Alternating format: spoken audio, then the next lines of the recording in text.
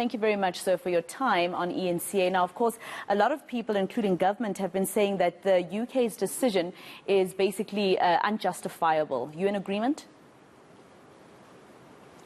Yes, as a Durban Chamber of Commerce and Industry, we feel that this decision was premature. We should have maybe given some opportunity as a country to see how we deal with this. We are in a very period where it's busy and people are traveling. We just came out of the very successful intra-Africa trade in Durban, and we saw businesses coming together, and everything was done in accordance, keeping the distance, using the mask and so on. And we made sure that all safety protocols are followed, which means that, we could be given a chance to say, as much as this variant has been found in South Africa, but let us not maybe ban South Africa because they seem to understand the importance of keeping every citizen safe. So do you think that these countries that are starting to ban South Africa and our neighbors, I mean, some of them are even starting to ban your Botswana and Lesotho and Namibia, for instance, do you think they're not giving our scientists enough credit to at least find a plan before they just dump us like this?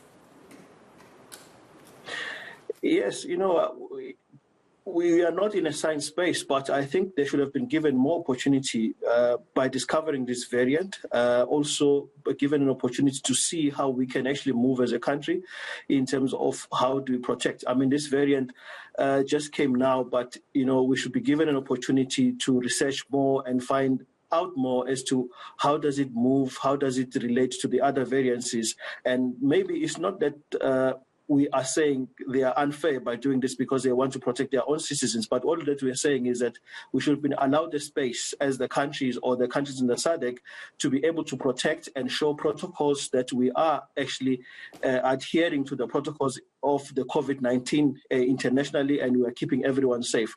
I mean, with the SADC, it means that if you see the job losses due to the lockdown, if we now including countries like Lesotho and Botswana, it will be worse. So it means the whole region would be suffering in terms of job losses because due to this ban. Because once the country like a UK bans South Africa, you are actually giving an invite to as many other countries to also do the same, because they are the leaders in terms of the economy in the world. So people are going to follow what the leaders in the economies are doing. If they're starting to ban countries like South Africa, others are going to do the same. That's why we feel that maybe this is premature. Can we be given a space as a country and countries to find out more about this and maybe see how we can protect the tourism sector and other business sectors? I imagine this is also very concerning for you as a chamber, because this is a time when tourism and aviation makes a lot of money. Of course, they were bruised and battered before, and this was an opportunity for them to catch up again. And now this happens. Does it mean people have to cancel trips and money is lost? We are begging people not to cancel trips because, at this point in time, we still want to engage with our own government to say that as a business sector, we are willing to work with them to protect our citizens and make sure that people adhere to all the protocols. So we are saying to people, please continue with your plans as is. Our government has not said much about this. So let us allow them the benefit of the doubt that this country won't be locked down on this December, because this is a very important season, the December season. We even with our currency, a lot of people coming from other countries coming to Durban, more especially because of our weather and also the offerings that we are offering in terms of the tourism sector. So it's important that we keep this going. I mean, we are coming from a very hard lockdown, and a lot of jobs have been lost, a lot of business are closed, and we were given hope by the intra-Africa trade conference that we saw in Durban. So it's important that we continue from there in order to rescue our economy, which is at the ICU at this point. Well, the NCCC is meeting today, and we're expecting that the president will speak to the nation sometime very soon. It'll be a very abrupt address to the nation because of the numbers. What are you hoping he doesn't say? Well, we hope that he doesn't lock down the country.